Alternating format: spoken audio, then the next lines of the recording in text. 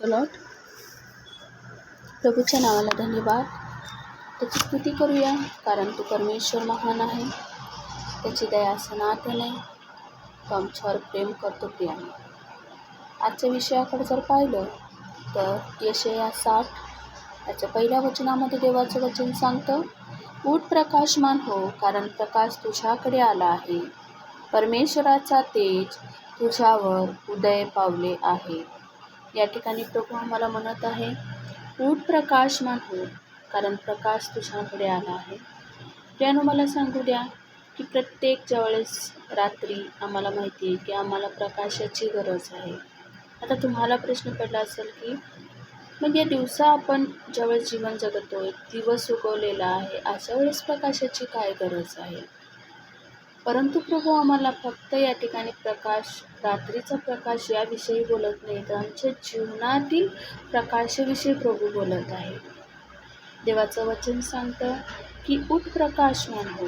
आमचं जीवन हे प्रकाशाप्रमाणे असलं पाहिजे. प्रियानो, आम्हाला माहिती आहे की जिथे प्रकाश आहे तिथं अंधकार राहू शकत नाही.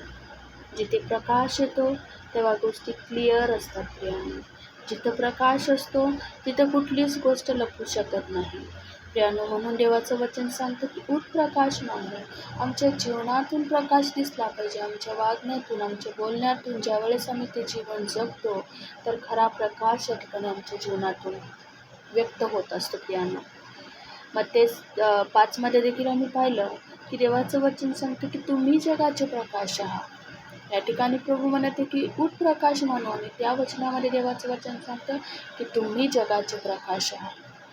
आम्ही जगाचे प्रकाश आहोत, तर आमचं जीवन हे एक प्रकाशाप्रमाणे असलं पाहिजे. बऱ्याचदा आम्ही आमच्या समस्येमध्ये, आमच्या गोष्टींमध्ये गुरफटून जातो आणि आम्हाला सर्व काही अंधकार, आमची परिस्थिती अंधकारमय लागायला लागते आणि आम्हाला समजत नाही, मार्ग दिसत नाही. अशा वेळेस प्रभू म्हणते की उठ प्रकाशमान हो. अशा वेळेस प्रभू म्हणते की तू जगाचा प्रकाश आहे. ज्यावेळेस आम्हाला वाटतं की सर्व काही अंधकारमय परिस्थिती आहे, ज्यावेळेस आम्हाला वाटतं की परिस्थिती बिकट आहे, जेव्हा आम्हाला वाटतं की या ठिकाणी काहीच रस्ता दिसत नाही, अशा वेळेस देवाचं वचन सांगतं की तुम्ही जगाचे प्रकाश आहात. उठ प्रकाशमान हो. आम्हाला आमच्या जीवनामध्ये, आमच्या काही गोष्टींमुळे, आम्ही समस्येमुळे जर अंधकारमध्ये बसलेला असेल, प्रियानो, आम्ही निराश होऊन चिंतेत बसलेला असेल, आज तो प्रभू आम्हाला म्हणत आहे की उठ प्रकाशमान हो, कारण प्रकाश तुझ्याकडे आलेला आहे.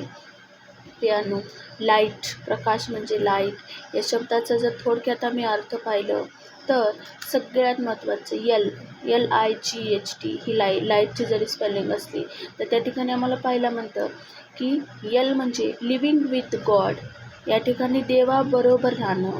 आय म्हणजे importance of life which given by God, की देवाने आम्हाला जे जीवन दिलेलं आहे त्या जीवनाचं महत्त्व जाणणं. जी म्हणजे grace of God which receive from our living God, तो प्रेमळ देवाने आम्हाला जे जीवन दिलेलं आहे त्याचं ग्रेस, त्याची कृपा आम्ही ओळखणं. एच म्हणजे helping hand to each other, आम्ही एकमेकांसाठी मदतीचा हात बनणं.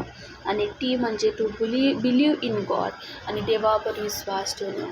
या सर्व गोष्टींमधून आम्हाला एक गोष्ट प्रियानो माहीत होते की प्रत्येक ठिकाणी लाईट या शब्दामध्ये आम्हाला पाहायला मिळतं. प्रत्येक शब्दामध्ये, प्रत्येक स्पेलिंगमध्ये आम्ही पाहिलं की जिथं परमेश्वर केंद्रस्थानी आहे तिथे सगळ्या गोष्टी प्रकाशमय होतात. प्रियानो, जर प्रभू आमच्या जीवनाचा भाग आहे, जर प्रभू आमच्या जीवनाचा प्रभू आहे, तर आम्ही आमच्या जीवनामध्ये प्रकाशात चालू शकतो. प्रियानो, आज आम्हाला प्रकाशात चालायचं आहे म्हणजे नक्की काय करायचं आहे? प्रकाशात चालणं म्हणजे देवावर विश्वास ठेवणं. आमचं जीवन हे त्याला आवडणारं जीवन असलं पाहिजे. आमच्या जीवनातून त्याचा गौरव झाला पाहिजे. प्रियानो, आज बरेच लोक अंधकारात आहेत, बरेच लोक चुकीच्या गोष्टींमध्ये आहेत. प्रियानो, परंतु मला एक गोष्ट सांगू द्या, आम्ही जर देवाचा प्रकाश आहोत, आम्ही जर प्रकाश आहोत, आमचं जीवन प्रकाशाप्रमाणे इतरांना प्रकाश देणारं जीवन असलं पाहिजे. त्या ठिकाणी प्रियानो मला सांगू द्या, मत्ते याचा 17 अध्याय आणि 7 वचनामध्ये आम्हाला पाहायला मिळतं की या ठिकाणी तेव्हा येशू जवळ येऊन त्यांना स्पर्श करून म्हटले, उठा, भिवू नका. तेव्हा त्यांनी दृष्टी वर करून पाहिले, तो येशूशिवाय त्यांना कोणीही दिसले नाही. या ठिकाणी या शब्दामध्ये देखील आम्हाला एक गोष्ट सांगायला मिळतं की उठा. तो शिष्यानं म्हणाला की उठा, भिवू नका. कधी कधी प्रियानो या शब्दामध्ये आज तुमचं लक्ष मला द्या.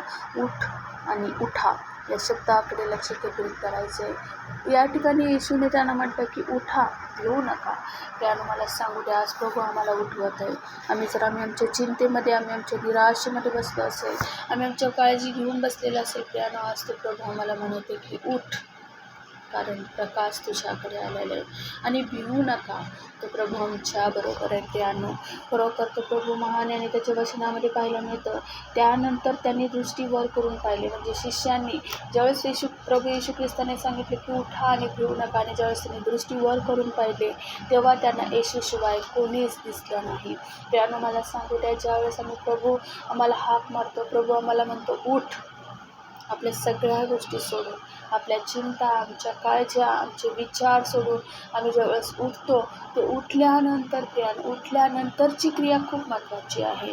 त्या ठिकाणी शिष्य ज्यावेळेस येशूने त्यांना उठवलं आणि त्यांना म्हटलं की भिवू नका, आणि ज्यावेळेस शिष्य उठले तेव्हा प्रियानं सांगू द्या, त्यांना येशूशिवाय कोणीच दिसलं नाही. त्यांनी दृष्टी वर करून पाहिली, त्यांना येशूशिवाय कोणी दिसलं नाही. आणि ज्यावेळेस येशू त्यांना दिसला, त्यांना मार्ग दिसला. प्रियानो, त्यांच्या मनातली भीती निघून गेली. आज आम्हाला सुद्धा ज्यावेळेस प्रभू आज म्हणते की तुम्ही उठा, तुम्ही उठ या शब्दामध्ये एक सामर्थ्य आहे प्रियानो. उठणं म्हणजे काय प्रियानो? आम्ही कोणत्या गोष्टींमध्ये बसलेलो आहोत, आम्ही कुठे बसलेलो आहोत, आमची बैठक कुठं आहे प्रियानो, त्या सगळ्या गोष्टी खूप महत्त्वाची आहे. आमची बैठक कशा पद्धतीची आहे ती खूप महत्त्वाची आहे प्रियानो. आणि ज्यावेळेस आम्ही उठल्यानंतर आम्ही ज्यावेळेस दृष्टी वर करतो तेव्हा आम्हाला कोणत्या गोष्टी दिसतात ते खूप महत्त्वाचं आहे. बऱ्याचदा प्रियानो आम्ही उठतो आणि उठल्यानंतरही आम्हाला आमची निराशा दिसते, आम्हाला आमच्या समस्या दिसतात, आम्हाला आमच्या जीवनासमोर आमच्या अनेक अडचणी दिसतात प्रियानो. परंतु आज देवाचं वचन सांगतं, ज्यावेळेस आम्ही उठतो त्या ठिकाणी शिष्यानं तो म्हटला उठा आणि भिवू नका. आणि ज्यावेळेस शिष्य उठले त्यांना येशूशिवाय काहीच दिसलं नाही. प्रियानो मला सांगू दे, आमचं उठणं हे विश्वासाचं उठणं असलं पाहिजे. ज्यावेळेस आम्ही उठतो आम्ही विश्वासाच्या नजरेने उठलं पाहिजे, आणि त्याच्यानंतर आम्हाला काय दिसतं ते खूप महत्त्वाचं आहे. का आम्ही उठल्यानंतर आम्ही ज्यावेळेस विश्वासाने एखाद्यावेळेस प्रार्थना करतो, एखादी गोष्ट प्रभूकडे मागतो, आणि ज्यावेळेस त्याच्यानंतर आम्ही उठतो तेव्हा आम्ही काय पाहतो ते खूप महत्त्वाचं आहे. शिष्यांना येशूशिवाय काहीच दिसलं नाही. त्या ठिकाणी शिष्य काय म्हटले, शिष्य घाबरले होते प्रियानो.